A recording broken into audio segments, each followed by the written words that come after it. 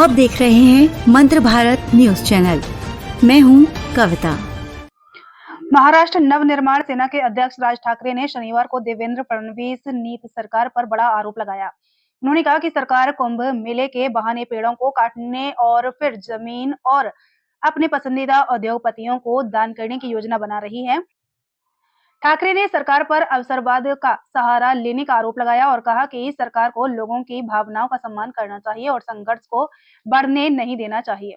मनसे अध्यक्ष ने आरोप लगाया कि मौजूदा मंत्री विधायक उनके रिश्तेदार और उनके खेमे जमीन हड़पने या उद्योगपतियों के लिए बिचौलियों की तरह काम कर रहे हैं।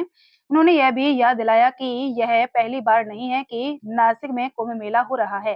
ठाकरे ने दावा किया कि जब मनसे नासिक की सत्ता में थी तब प्रशासन और पार्षदों के बीच अच्छी बातचीत हुई थी, जिससे बेहतरीन व्यवस्था बनी थी और उस समय मनसे को पेड़ काटने की जरूरत महसूस नहीं हुई थी।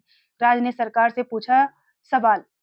राज ठाकरे ने सरकार के इस खोखले आश्वासन पर भी सवाल उठाया कि नए पेड़ किसी और जगह लगाए जाएंगे, क्योंकि उनके अनुसार ऐसा कभी होता ही नहीं है। उन्होंने सरकार से पूछा कि अगर उसके पास कहीं और 5 गुना अधिक पेड़ लगाने की जगह है, तो वहां साधु ग्राम क्यों नहीं बसाया जाता। ठाकरे ने नासिक के निवासियों से दृढ़ रहने का आग्रह किया और चेतावनी दी कि अगर सरकार टकराव वाला रुख अपनाती है तो उनकी पार्टी इस लड़ाई में जनता के साथ खड़ी रहेगी।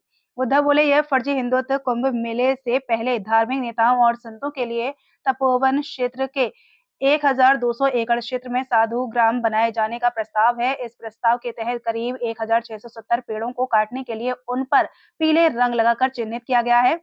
प्रकृति प्रेमियों और नागरिकों का दावा है कि इनमें से कुछ पेड़ 100 साल पुराने हैं। इस योजना का विरोध केवल मनसे तक सीमित नहीं है।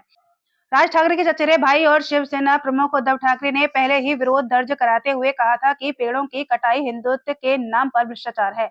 उद्धव ने आरोप लगाया था कि भाजपा का हिंदुत्व फर्जी है और ठेकेदारों को लाभ पहुंचाने के लिए पेड़ों को काटा जा रहा है।